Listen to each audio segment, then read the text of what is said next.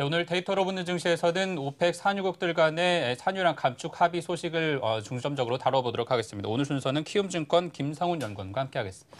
안녕하십니까? 네, 안녕하세요. 안녕하세요. 산유량 얘기를 먼저 하기 전에 간밤에 일단 뉴욕 증시 좋은 흐름을 좀 보이면서 마감을 했는데 시황 어떻게 좀 평가할 수 있을지 보고 얘기하죠. 네, 일단 뭐 국제유가 흐름이 결국은 미 증시를 결국 막판에 상승 흐름으로 만들어주는 그러한 형태로 오늘 전개가 됐고요.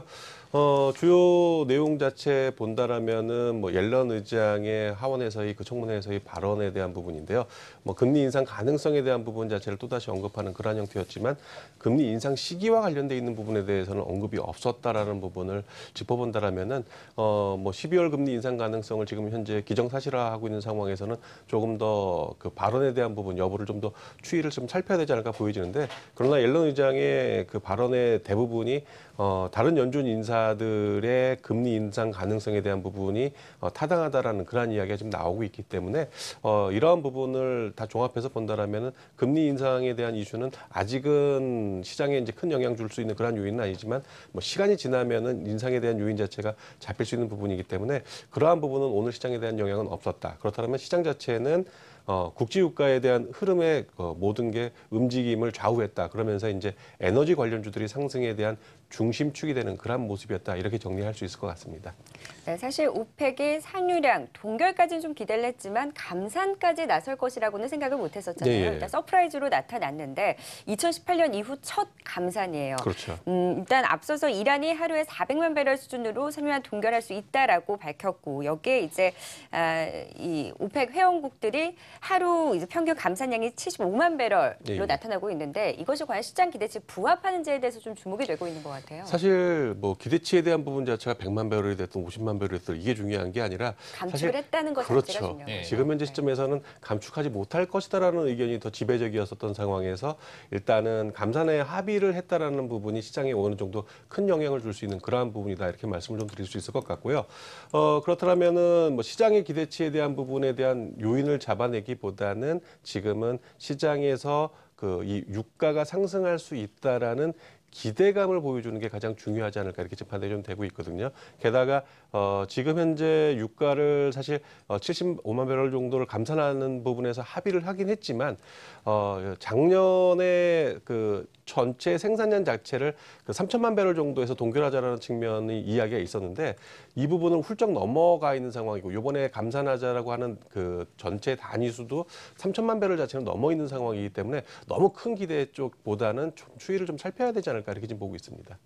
네, 일단 감산을 했다라는 게 그래도 시장에서는 크게 작용을 하고 있습니다.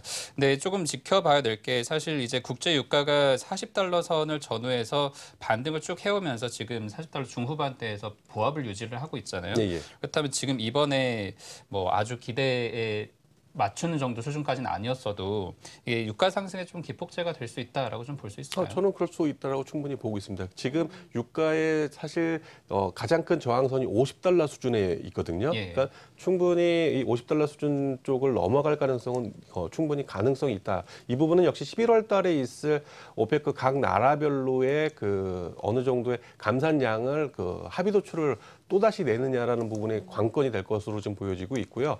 그리고 또 비오페크 국가 간, 특히 러시아가 요즘 계속적으로 생산량을 늘려나가고 있는 상황에서 러시아가 감산에 합의 동의를 할 것이냐라는 부분인데, 작년에도 계속적으로 러시아가 감산과 관련돼 있는 부분 이야기를 해놨었기 때문에 충분히 감산 가능성이 있다, 이렇게 보여진다라면은 유가가 충분히 상승할 가능성은 높다. 하지만 이게 이제 지속적으로 급등할 수 있느냐라는 부분에 대해서는 저는 좀 의구심을 좀 갖고 있는 부분인데요. 이 부분은 미국의 이제 쉐일 오일 그 기업들이 계속적인 생산량을 늘려갈 수 있는 요건이 만들어지는 그러한 상황이다. 그리고 현재 기술이 계속적으로 개발이 되면서 쉐일 오일 관련해 가지고 단가가 지금 낮아지고 있는 그러한 부분에서 50달러가 넘어간다라면은 그 안에서의 그 생산량 자체가 늘어날 수 있는 그러한 부분이 있기 때문에 이러한 부분도 우리가 좀 체크를 해봐야 된다, 이렇게 말씀을 좀 드릴 수 있을 것 같습니다. 일단 국제유가 상승에 대해서는 긍정적인 평가를 주셨지만 이것이 얼마나 지속되는지 여부는 조금 더 추이를 지켜봐야 될 것 같습니다.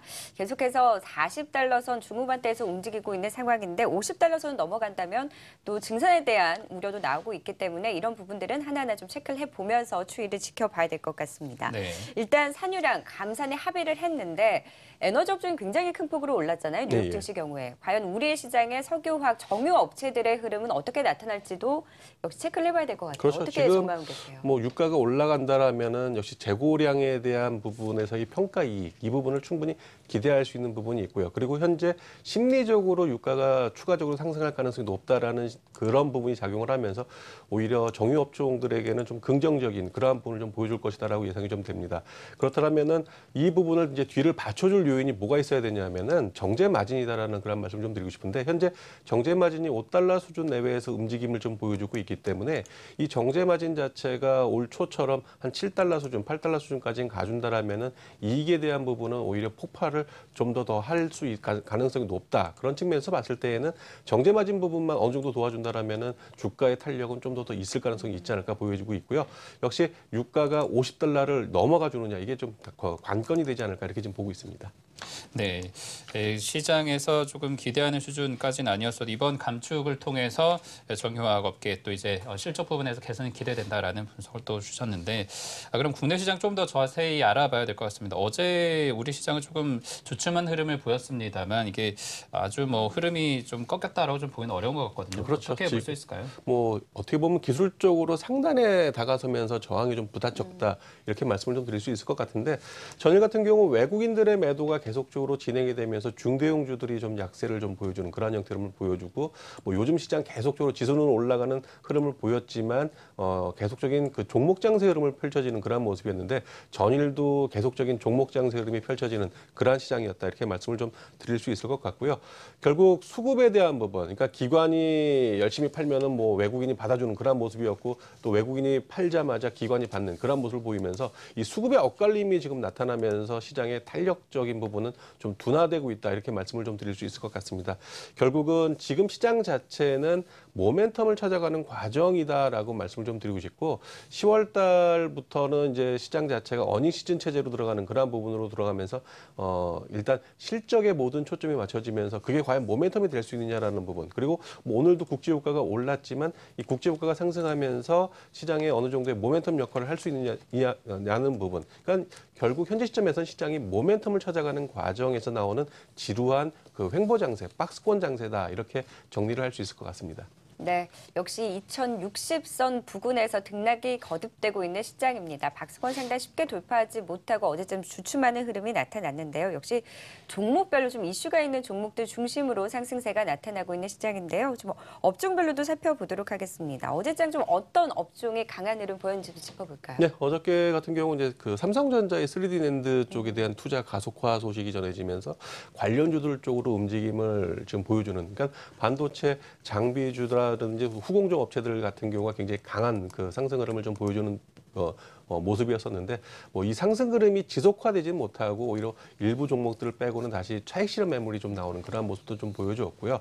항공주들이 요즘 연일 강한 흐름을 좀 보여주는데 역시 뭐 저유가에 대한 기대감 그리고 지금 여객 수송과 관련돼 있는 부분이 80%가 넘었다라는 그 기대감, 휴가철로 인해서 여객 수송이 늘어났다라는 부분 그리고 지금 항공 물류와 관련돼 있는 부분이 계속적으로 지속적으로 회복이 되고 있다라는 부분이 작용을 하면서 항공주들의 그 전일에 의해서 그저께 이어서 계속적으로 상승을 이어갔다는 측면에서 봤을 때에는 항공주 쪽에 대한 부분도 좀 관심 한번 좀 가져볼 만한 그러한 부분이 아닌가. 다만 이제 오늘 국제유가 때문에 영향을 줄 수 있는 그런 부분이 있지만 실적 회복에 대한 부분 자체는 어느 정도 충분히 기대가 될 수 있는 그러한 부분이었다. 이렇게 말씀을 좀 드릴 수 있을 것 같고요. 또 파업 소식이 전해졌던 현대차 그룹주들이 좀 약세를 좀 보여주는 그러한 형태였다. 이렇게 말씀을 좀 드릴 수 있고요. 그리고 대한여하고 롯데케미칼 같은 종목들이 올라가면서 화학업종이 상승하는 게 아닌가라는 그러한 부분도 보였지만 역시 그런 부분보다는 개별 종목 장세 흐름으로 보이면서 업종 내 그 대장 종목들만 움직이는 그러한 형태의 흐름을 보이고 또 개별 종목만 움직이는 그러한 형태의 시장 흐름이었다. 이렇게 말씀을 좀 드릴 수 있을 것 같고요. 결국은 낙폭과대에 따른 기술적 반등이 나온 그러한 시장이었다. 이렇게 정리할 수 있을 것 같습니다.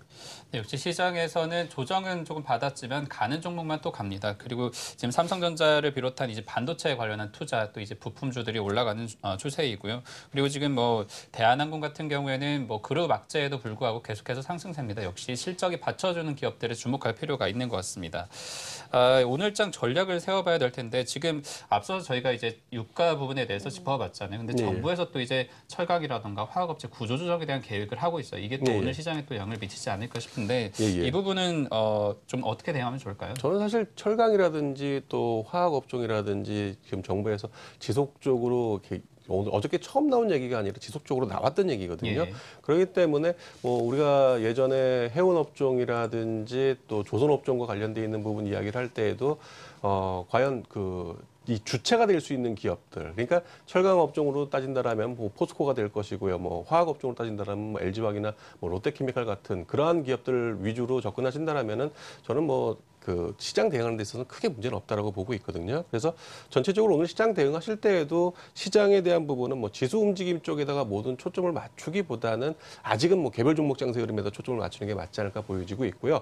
또 업종 안에서도 대장 업종들을 좀 찾아가는 게 가장 필요하지 않을까 이렇게 보고 있거든요. 그러니까 업종 자체가 지금 시장을 이끌어가는 흐름이 아니고 업종 안에서의 대장 종목만 시장에서 중심축을 잡고 가는 부분. 그러니까 전기전자 업종 쪽에서는 하이닉스를 우리가 얘기 안 할 수가 없는 그러한 부분이고요. 그리고 또 조선업종 쪽 같은 경우는 현대중공업 같은 종목들, 철강업종에서는 포스코와 같은 종목들이 업종 내에서의 대장 종목 역할을 지금 해주고 있는 그러한 부분이기 때문에 지금은 대응할 때 오히려 대장주 위주로 접근하는 게 가장 맞는 그러한 전략이 아닐까 보여지고 있고, 또 하나 매매에 좀 자신이 있다라면은 테마주 순환이 계속적으로 빠르게 전개가 되고 있는 부분도 확인할 수가 있습니다.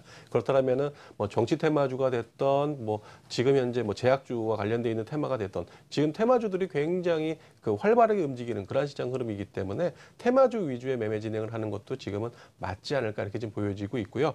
또한 수익에 대한 목표치 자체는 정상적인 시장에 대한 목표치 우리가 이제 뭐 단기적으로 할 때 3에서 5% 정도, 그리고 중기적으로는 10에서 한 20% 정도까지 있는 목표 수익을 잡고 가지만 지금은 오히려 단기적인 목표 수익줄 자체를 좀 짧게 잡고 가시는 게 오히려 한 2% 내외로 잡고 가시는 게 좀 더 유리한 그런 시장이 아닐까. 결국은 수익은 줄 때 챙기는 전략이 지금은 가장 맞는 전략이다. 이렇게 말씀을 좀 드릴 수 있을 것 같고요.